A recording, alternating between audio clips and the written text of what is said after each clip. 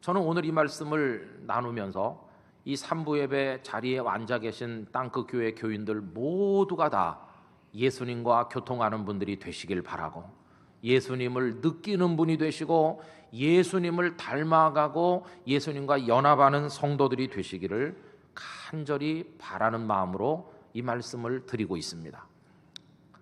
그런데 여러분, 오늘 우리가 이제 읽게 되는 이 말씀 속에 나타나는 우리가 좀 느껴야 되는 예수님의 마음, 그건 어떤 것입니까? 우리가 이미 이 말씀을 읽었습니다마는 한마디로 말하면 사람의 언어로 표현하기 힘든 죽음과도 같은 극도의 고통, 그게 바로 오늘 본문에 드러나고 있는 예수님의 마음인 것입니다. 그런데 이 세상에 누가 있어서 그 겟세마네 동산의 예수님의 고통을 알 수 있으며 그것을 설명할 수가 있겠습니까? 저 역시 그 겟세마네 동산의 예수님의 고통을 제대로 알지 못하기 때문에, 그건 이런 겁니다라고 여러분들에게 제대로 말할 수가 없기 때문에, 그래서 참 이 말씀을 설교할 자격이 없다는 말씀밖에는 드릴 수가 없다는 것입니다. 그 고통이 뭔지를 잘 모르는 것이죠.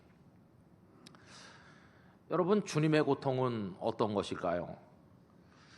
이 세상에 어떤 아름다운 것이 존재한다는 것은 그 배후에 말할 수 없는 소중한 수고가 있었다는 뜻입니다. 가을에 추수한다는 건 누군가 심어서 가꾸었다는 뜻 아니겠습니까? 열매를 거둔다는 건 그 열매가 거두어지기까지 얼마나 많은 사람의 시간, 정성, 눈물, 희생, 땀, 심지어는 피까지 쏟아서, 그래서 그것이 맺혀지는 게 아니겠습니까? 저절로 되는 것은 아무것도 없는 것입니다. 그러면 우리가 학교 다닐 때 많이 배웠던, 그래서 국민의 시처럼 되어 있는 서정주 시인의 국화 옆에서, 그 시는 요즘 국화철에 읽기가 딱 적합한 것인데 오늘 우리 말씀의 이해를 위해서 한번 제가 읽어드리고자 합니다. 한 송이 국화꽃을 피우기 위해 봄부터 소쩍새는 그렇게 울었나 보다. 한 송이 국화꽃을 피우기 위해 천둥은 먹구름 속에서 또 그렇게 울었나 보다.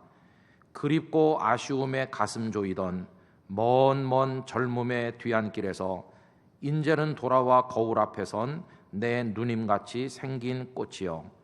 노란 네 꽃잎이 피려고 간밤엔 무서리가 저리 내리고 내게는 잠도 오지 않았나 보다. 이 시인은 국화꽃 한 송이가 피기 위해서, 봄에는 소쩍새가 울었고 여름에는 먹구름 속에서 천둥이 울었고 무서리가 내렸으며 시인 자신도 지난밤에 뜬 눈으로 밤을 새우는 수고를 했다고, 이게 저절로 핀 게 아니라고 노래하고 있는 것입니다. 그렇게 시간이 흐르고 계절이 바뀌고 울 사람이 울고, 그리고 수고해드리가 수고를 하고 옆에서 바라보고, 이런 희생과 사랑의 수고가 있은 끝에 한때는 서리걷던 젊음이었지만 이제는 마치 누님같이 무르익은 성숙한 아름다움을 표현하는 꽃 한 송이가 피게 됐다는 것입니다. 여러분, 여기 한 송이 국화꽃을 통해서 시인이 의미하는 것은 무엇이겠습니까? 이 시는 1947년 11월 9일자 경향신문에 발표된 시이므로 우리가 추정을 해보면 36년 동안 일제 압박에서 시달리던 우리 백성들이 수많은 애국지사와 독립군들을 비롯한 국민들의 피 흘리고 처절한 투쟁에 그 고통을 통과해서 드디어 조국 광복이라고 하는 꽃을 피우게 됐다는 뜻으로 이해할 수도 있을 것입니다. 아니면 아주 소박하게 어떤 사람이 그 인생이 점점 성숙해 가도록 살아가는, 그래서 말년에 꽃처럼 피어나는 아름다운 인생, 그걸 의미한다고도 할 수가 있고, 청춘 남녀가 만나서 좋기는 한데 사랑이 뭔지 아직 모르면서 풋사과 같은 사랑을 하다가 세월이 흐르면서 서로를 이해하고 희생해가는 성숙한 사랑으로 승화시켜가는 그런 모습을 의미하는 것이라고도 할 수가 있을 것입니다. 어떻게 읽든지 이 시를 읽는 그 사람의 입장에서 한 송이 국화꽃같이 소중한 것이 있을 게 아니겠습니까? 여러분, 그렇다고 한다면 우리 예수님을 구주로 믿는 우리 그리스도인들에게 있어서 한 송이 국화꽃같이 소중한 게 무엇일까? 그건 다름 아닌 우리를 죄로부터 건져 의롭게 하시고 사탄의 손에서 건져 하나님의 자녀 되게 하시고 죽음의 권세에서 건져 영원한 생명으로 이끌어 가시는 예수 그리스도를 통해 하나님 아버지께서 우리에게 주신 그 생명의 구원, 그거야말로 한 송이 국화꽃과 같다고 생각하는 것입니다. 그런데 여러분, 그 구원이라는 꽃 한 송이를 만개시키기 위해서 얼마나 많은 세월과 헌신과 수고가 있었을까? 하나님 아버지께서 우리를 구원하고자 하는 계획을 세우셨고 많은 세대 수많은 선지자들을 보내서 예언하게 하셨으며 때가 찼을 때 독생자 예수님께서 사람의 몸을 굴레처럼 입으시고 사람의 세상에 오셔서 그들의 지난한 고통의 삶을 함께 나누시더니 오늘 본문에 이르러서는 십자가를 앞두신 예수님께서 극심한 고통의 잔을 마시는 그 모습을 보게 된다는 것입니다. 무엇을 위해서? 구원이라는 꽃 한 송이를 피우시기 위해서요. 그래서 오늘 본문 속에서 예수님께서는 당신께서 겪고 계시는 고통을 조금도 숨기거나 왜곡하거나 없는 척하지 않으시고 있는 그대로 적나라하게 우리들에게 말씀을 하신 것입니다. 여러분, 오늘 본문 가운데 33절 34절을 다 같이 읽어보겠습니다. 베드로와 야고보와 요한을 데리고 가실새 심히 놀라시며 슬퍼하사 말씀하시되 내 마음이 심히 고민하여 죽게 되었으니 너희는 여기 머물러 깨어 있으라 하시고. 여러분, 여기 연속되는 표현들을 보면 주님의 고통이 얼마나 큰지 심히 놀라며, 단순히 놀라는 것이 아니라 놀라움이 점점 커져서 충격의 수준에 이르를 뿐만 아니라 그것이 두려움으로 변해가는 과정을 우리에게 이야기하고 있습니다. 여러분, 예수님께서 당신께서 죽으실 걸 전혀 모르다가 갑자기 죽으신 것이 아니라 이미 알고 계셨고 제자들에게 여러 차례 말씀도 하셨습니다마는 이제 그 십자가가 불과 몇 시간 앞으로 가까이 다가오게 되니까 사람의 몸을 입으신 예수님께서는 그것에서 놀라시고 두려움을 느끼게 되신 것을 숨기지 않고 말씀을 하신 것입니다. 그 다음에 슬퍼하신다고 하셨죠. 이건 단순한 슬픔이 아닌 괴로움이 수반된 슬픔을 말하는 것이고, 또 말씀하시기를 내가 심히 고민하여, 여러분, 이 고민 얼마나 극도의 고통이 거기 배어 있는지, 그리고 결국에 가서는 말씀하시기를 내가 죽게 되었다. 아직 십자가를 지신 건 아니고 아직 십자가에서 돌아가신 건 아닌데 이미 예수님의 마음은 이 겟세마네에서 죽은 것과 진배 없는 상태에 도달해 계셨음을 말씀하신 것입니다. 여러분, 여기 일련의 여러 가지 표현들은 제3자가 옆에서 예수님을 관찰해가지고 우리에게 전해준 보고가 아니라 예수님 당신의 입으로 직접, 당신께서 직접 우리에게 내가 이렇게 지금 힘들다 이렇게 말씀하시는 그런 고백이신 것입니다.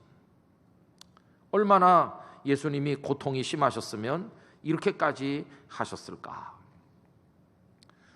여러분, 예수님은 왜 이런 고통을 당하셨을까요? 혹자 않은 생각하기를 예수님은 말씀은 이렇게 하지만 고통이 없었을 거다. 왜냐하면 전능하시지 않느냐.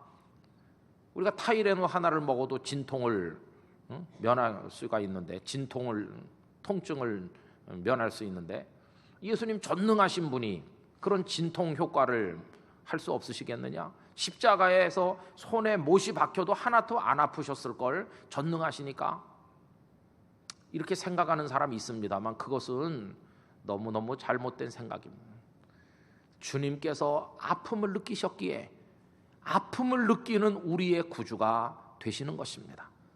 주님께서 고통을 겪으셨기에 고통받으며 살고 있는 우리들의 구원자가 되시는 것입니다. 예수님은 물에 빠진 사람을 건져내려면 당신이 물속에 뛰어 들어와야 된다는 걸 아시는 분이시므로 죄악의 바다에서 허덕이는 우리를 끌어내기 위해서 그분 자신이 이 고통의 바다 속에 뛰어 드신 것입니다. 그래서 예수님은 우리의 고통, 그걸 다 모아서 우리가 겪는 고통보다 더 큰 고통을 몸소 겪으신 끝에 우리를 구원하신 것입니다. 주님의 고통이 그만큼 크다는 것은 바꿔 말하면 그분의 우리를 향한 사랑이 그렇게 크다는 뜻이고, 우리가 얻은 구원이 얼마나 값지고 소중한 것인가 하는 것을 우리들에게 말씀하고 있는 것입니다. 이 주님께서 우리의 연약함을 다 직접 담당하시는 이런 모습을 히브리서 4장 15절은 잘 말씀하고 있는데 다 같이 한번 읽어보십시다. 우리에게 있는 대제사장은 우리의 연약함을 동정하지 못하시리가 아니요 모든 일에 우리와 똑같이 시험을 받으시니로되 죄는 없으시니라. 우리와 똑같이 시험 받으시고 똑같이 고통 받으시고, 오늘 본문 속에 그게 얼마나 절절히 나타나고 있는지. 그런데 문제가 뭘까요? 이렇게 주님의 고통이 막 진하게 적나라하게 표현되고 있음에도 불구하고 그 고통이 안 느껴진다는 겁니다. 머릿속으로는 아는 듯한데 안 느껴져요. 우리의 영혼으로.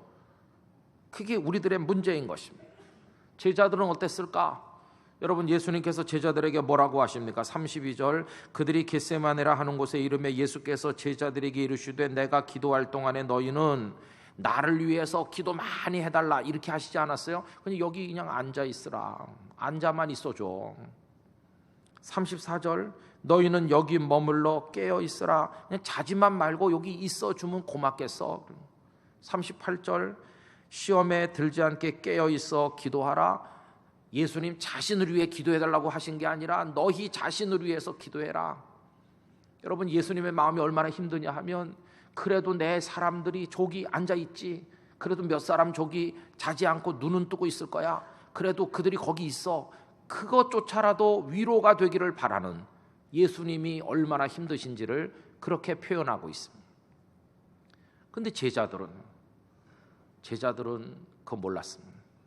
주님이 얼마나 고통스러워하는지 전혀 모르고 그들은 그냥 내리 코골면서 잤습니다. 흔들어 깨워도 또 자고 또 자고, 그들의 영혼의 껍데기가 얼마나 두꺼운지 예수님의 고통이 도대체가 그 속으로 스며들고 침투하지 못하도록 그들은 전혀 딴 세계 사는 남이었습니다. 그러니까 그분이 뭐 끌려가든지 말든지 우리는 가는 거죠. 남이니까 전혀 그 고통이 느껴지지 않는. 근데 여러분, 주님의 고통을 모르기는 제자들만 그런 게 아니고 요새 우리 다 그렇죠. 좋은 음식 먹고요, 멋진 카페 앉아갖고 커피 한 잔 시켜놓고 더 좋은 옷, 더 좋은 차, 더 좋은 집, 더 좋은 많고 좋은 연봉, 뭐 더 멋진 몸매, 뭐 더 즐기는 인생, 이런 거 가지고 노닥거리며 신변 잡기를 늘어놓는 우리들이 갑자기 예배당 안에 들어오면 고난 받으시는 예수님 너무 생뚱맞잖아요. 안 느껴지잖아요. 우리 그리스도인들도 마찬가지입니다. 뭐 친구들과 만나 떠들면서 자기 만족 속에서 그래도 내가 이만하면 괜찮은 사람이야 이러면서 자기 교만에 빠져서 욕망 속에 살다가 예배당에 어쩌다 와가지고 주님이 우리를 위해 이런 고통을 당했다 이렇게 하면은 어휴, 너무 이상하잖아요. 조금 아까 그 카페에 걸려 있었던 멋진 연예인의 그 모습하고 예배당에 얼굴 찡그리시고 막 신음소리 내면서 내가 지금 죽게 됐어 이렇게 말하는 예수님하고 이게 너무 분위기가 안 맞잖아요. 우리는 막 능력이 많으셔서 병든 자를 일으키고 죽은 자를 살리고 오병이어의 기적을 일으키는 그런 예수님은 좀 익숙하죠. 그래서 거기 좀 기대가지고 뭘 좀 얻어먹을까 생각하는데, 그런 예수님이 아니라 나 지금 죽게 됐다, 그런 예수님은 너무 이상해 보이지 않습니까?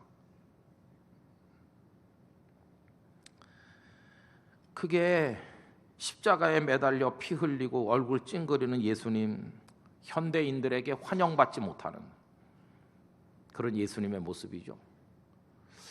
그래서 우리도 이런 성경을 읽기가 참 힘들어요. 가서 착한 사람이 되라고, 이웃을 잘 섬기라고 그러면 우리 얼마든지 동의할 수 있어요. 당연히 그렇게 해야지, 그렇게 하겠습니다. 그런데 그런 본문은 뭐 쉽게 아멘 할 수 있는데, 오늘 이런 얘기는요, 주님이 고통을 받는다는데 내가 좀 느껴봐야 되는데 전혀 안 느껴지잖아요. 그래서 막 어떤 때 막 억지로 안 나오는 눈물을 흘려보려고, 좀 슬퍼져라. 그리고 얼굴을 찡그러 보면서 심각한 표정을 지어보기도 하고, 수년 전에 보았던 패션 오브 크라이스트 영화 속에 나오는 피투성이 된 예수님의 모습을 막 상상을 하면서 어떻게 해서든지 고난을 좀 느껴보려고, 감정이입해보려고 애를 쓰지만, 그분의 영과 우리 영이 너무 멀리 있고 그분의 고통이 느껴지지 않아서 딴 나라에서 일어난 딴 사람 얘기고 나랑 전혀 상관없는 듯이, 그래서 그 예수님은 그냥 예전에 찢어지게 가난하게 살면서 희망이라고는 하나도 없던 사람들이나 불러야 될 예수님이지, 그래도 뭐 내가 이렇게 괜찮게 사는 나는 뭐 별로 그분이 느껴지지도 않고 필요도 없는 것 같이, 그래서 녹슨 십자가가 박물관에 있듯 예수님도 이제는 저 박물관에나 모셔다 놓고 안타까운 사람들이나 가끔 가서 만나고 오면 되는 정도로 생각하는 것은 아닌가. 여러분, 주님의 그 고통을 모르기는 저도 똑같기 때문에, 그래서 여러분들에게, 여러분 예수님은 이런 고통을 당하셨다고 여러분들에게 느껴지도록 설명할 수 없는 부족한 목사이기 때문에, 그래서 제가 이런 설교를, 이런 본문을 설교할 자격이 없다고 얘기하는 것입니다. 자격 없는 목사가 자격 없이 설교하고, 듣는 교우들도 그 예수님의 고통을 모르면 우리는 뭐 예수님의 사람이라고 하기가 너무나 부끄럽지 않습니까? 마음으로 흐르는 건 눈물밖에 없고, 참 내가 예수님을 어떻게 믿는 건가, 그런 생각이 들죠. 여러분, 오늘 우리 숙제가 뭡니까? 오늘 본문을 그저 뭐 하얀 건 글자고 종이고 검은 건 글자니까 그냥 쭉 읽어가지고, 주님이 겟세마네에서 뭐 힘들어 하셨나 보다 이렇게 읽고 끝낼 수 있지만, 그 고통을 내가 좀 아나 이렇게 생각해 보면 얼마나 힘든지요. 그걸 모르는데 어떻게 그 구원이 값지다는 걸 알 수 있으며 내가 주님의 사람이라고 말할 수가 있겠습니까? 이걸 모르니까 저부터 우리 한국교회의 모든 문제들은 다 이걸 모르기 때문에 온 것입니다. 주님이 날 위해 받으신 고통에 조금이라도 안다면 어떻게 여전히 거짓을 밥 먹듯이 말하고, 어떻게 죄 가운데 나를 방치하고, 뭐 주님을 좀 사랑했다고 큰 소리치고, 뭐 툭하면 내던지고, 뭐 어떻게 다른 사람 비난하고, 어떻게 그럴 수가 있겠습니까? 주님의 날 위한 고통을 모르니까, 남이니까 곧 떠날 사람처럼, 그러니까 그렇게 마음대로 행동하는 거지. 주님의 그 십자가의 고통을 안다면 우리가 이럴 수는 없는 거 아닌가, 우리 자신을 자책하게 된다는 것입니다. 그래서 여러분, 그 주님의 고통을 좀 아는 사람이 돼야 될 것 같아요. 그 기도해야 될 것 같아요. 주님, 저도 예수님의 그 고통 알고 싶어요. 그 조금이라도 저도 아는, 그래서 그 사랑이 얼마나 큰지를 아는 사람 되고 싶어요. 여러분, 그런 기도를 진액을 짜내듯 드리시길 바랍니다. 예수님은 십자가를 위해서 땀방울이 핏방울 될 때까지 기도하셨다면, 우리는 그 주님의 고통을 좀 아는 성도, 주님과 통하는 성도가 되기 위해서 땀방울이 핏방울 될 때까지 기도해야 될 줄로 믿습니다. 그걸 좀 알아야 되는 것이죠. 우리 그런 거 모르면서 앉아서 뭐 다리 꼬고 흔들거리면서 뭐 그 집사가 왜 그러냐고, 한국교회 문제야 뭐 이러면서, 나는 뭐 선교고 봉사고 전도에 다 통달한 예수님 닮은 사람인 것처럼 다른 사람 비판하고 그러다가, 여러분, 주님의 고통을 알면 유구무원인 것이고 흐르는 눈물밖에 없고, 한국교회가 답답한 줄 알면 무릎을 꿇고 막 그거밖에 할 게 없는데, 우리 말이 너무 많잖아요. 저부터가 다 주님의 고통을 몰라서 그러는 게 아닌가. 여러분, 이런 기도뿐만 아니라 우리가 조금이라도 좀 고통이 느껴질 만한 일을, 그런 섬김을 하면서 살아야 되지 않을까. 여러분, 잘 아는 얘기를 또 반복하면 작고하신 이중표 목사님께서 당신의 평생에 가장 행복했던 순간, 많은 성도가 모이는 교회 목사가 되고 뭐 큰 예배당을 짓고 교단의 총회장이 되시던 그때가 아니고, 그런 때가 전혀 아니고, 가장 행복했던 감동의 순간은 신학교 졸업했지만 아무 데서도 오라는 데도 없어서 저 깡시골 전라도 고부에 교육자가 없는 5교회를 혼자 맡아가지고 주일이면 5군데를 방문해서 순회 예배를 드리는, 이제 막 초년병 전도사 시절에 어떤 교회 교인이 오랫동안 오지 않아서 집에 가보니까 열이 펄펄 나고 방 안에 누워있는데 씻지 않아서 악취가 풍기고 먹지 못했는지 볼이 쏙 들어가고 자매님 막 흔들어도 정신을 못 차리는데 큰일 났구나, 죽겠다. 이래서 부엌에 내려가서 설탕 찾아가지고 뜨거운 물 끓여서 막 해가지고 그걸로 영양 보충이라도 하려고 안고는 이렇게 한 숟갈씩 막 억지로 떠서 먹이고, 그리고는 빨리 사람 불러와서 병원에 데리고 가야지 막 나가는데 주께서 그 마음에 감동하시기를, 왜 남한테 떠넘기려고 하느냐, 나는 너를 한 번도 남에게 떠넘긴 적이 없거늘 너는 왜 다른 사람 데려오려고 하느냐. 그래서 다시 돌아서서 그 자매를 대충 얼굴을 닦아가지고 등쳐 업고 신방 가방 손에 든 채로 막 병원으로 이제 가는데요, 사람들이 볼까봐 너무 이상한 모습으로 창피해가지고 뒷골목으로 이렇게 막 가는데 주께서 말씀하시기를, 나는 단 한 번도 너같이 더러운 죄인을 부끄럽게 여긴 적이 없거늘 너는 왜 내 딸을 부끄럽게 여기느냐. 그래서 주님 죄송합니다. 큰 길로 막 얻고 뛰니까요, 빈속에다 뜨거운 설탕물 먹였잖아요. 막 흔들어 대잖아요. 그랬더니 속에 있는 게 다 쏟아져 나와가지고 이 전도사님 뒷머리에 다 토하고 양복에 다 토하고 막 흘러내리는데 악취가 진동하죠. 그렇게 얻고 병원에 가서 눕혀가지고 치료를 받게 해주고 이거 오물 닦으면서 병원 문을 나서던 그 순간에 평생에 가장 큰 행복을 맛보았다.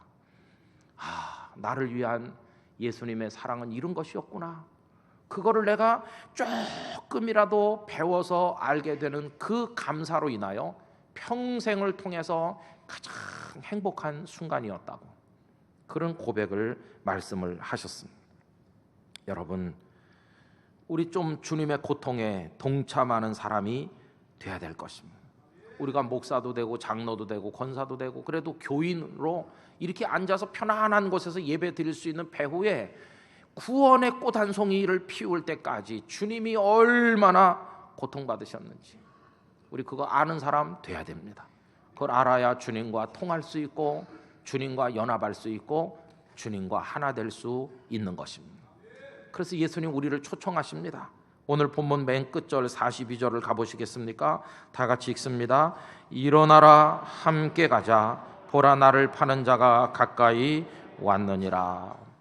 얘들아 빨리 숨어라 도망가라 그렇게 하지 않으시고 나를 잡으려고 사람들이 왔으니 일어나서 함께 가자고 고통으로 그들을 초청하셨다는 걸 우리가 기억하면서 주님이 나를 그렇게 초청하시는데 나는 너무나 두꺼워 주님과 전혀 별세계 사는 사람처럼 살고 있는 것은 아닌가 자책하면서 우리 주님과 연결된 영혼을 가지기 위하여 기도하는 사람이 돼야만 할 것입니다.